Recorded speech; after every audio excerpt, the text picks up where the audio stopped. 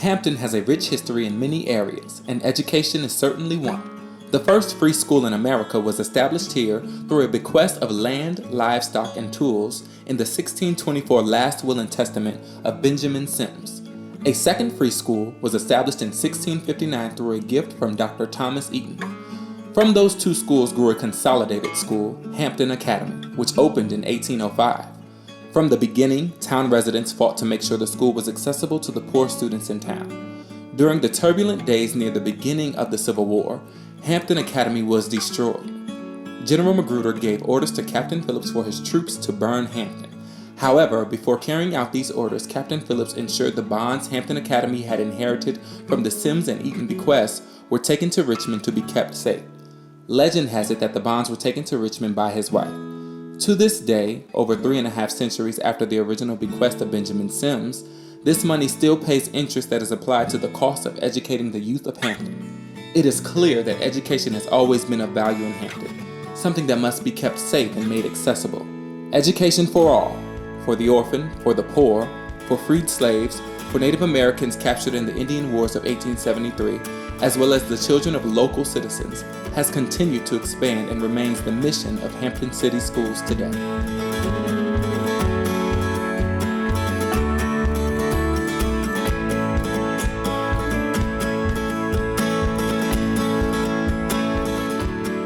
We want to see our students succeed, not just in our classes, but throughout their entire life.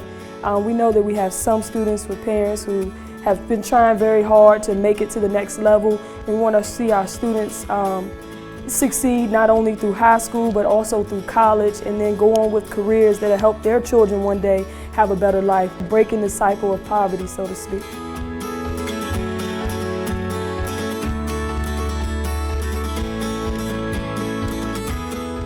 Having a relationship with the teachers is probably the open door into really learning something, because relationships with teacher, once they build, it's a real stable, it's something that you come and see every day, and you build a bond, maybe not outside of school, but you know when you get to school and you see your teacher, you're like, all right, it's time to start, I need to learn something today.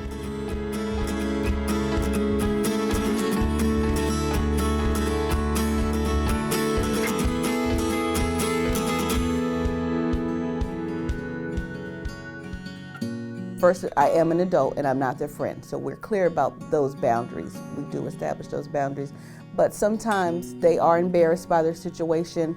Sometimes they've made wrong decisions in their lives, and they need to know that they can come to me, and I'm going to still treat them with respect, and we talk to their situations. Some of them do call me after hours because they know that they can trust me to help them with their situation. So it's not a friend role, but it is a go-to person in their life. I love what I do, and I cannot see myself doing anything else.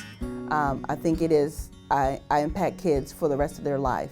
It's about the moment. I need them to know, again, that I'm the trusted adult and I'm here for them. I am in the most admirable profession there is, because we are the gatekeepers of all other professions. And I am preparing this child to be your future neighbor. So I know as an educator, I'm doing everything in my power to make sure this student is successful, not only for right now, but for the rest of their lives. And not every profession can say that.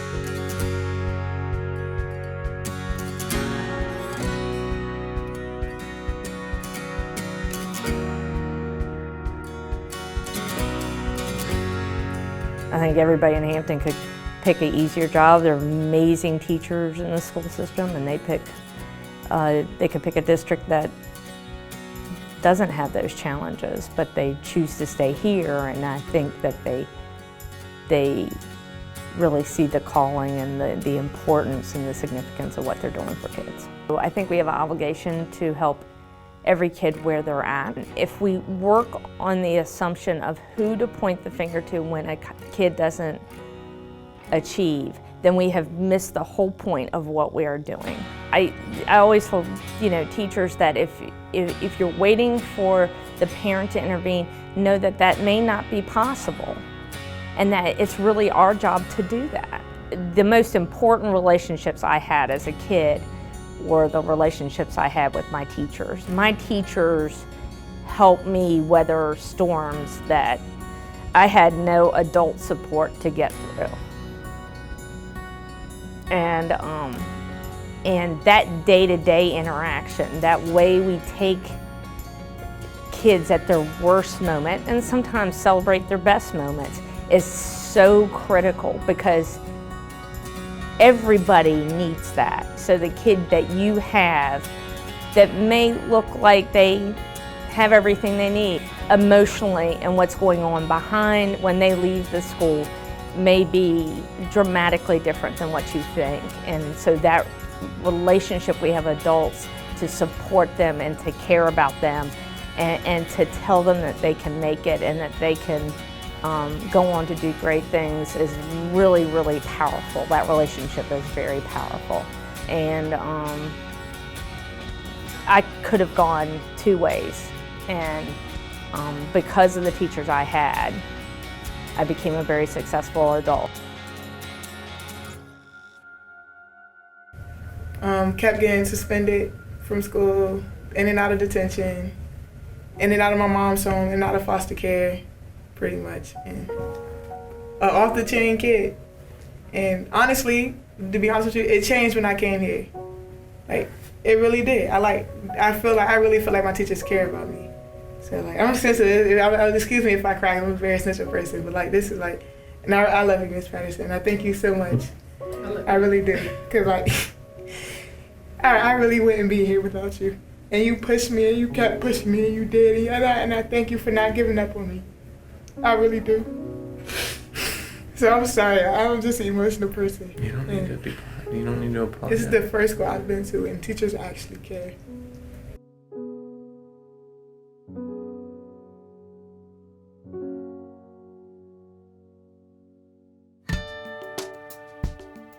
I love my job. I love my job. It's not about the money. It's about giving these kids hope.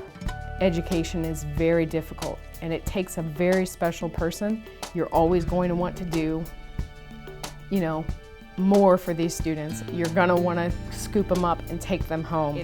It's watching them go from stressing out, being fearful, fearing that they will never ever make it through this, to knowing that they can conquer anything that they put their mind to.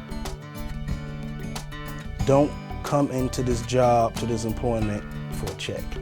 If you do, you're wasting our time, you're wasting children's time, you're wasting valuable time.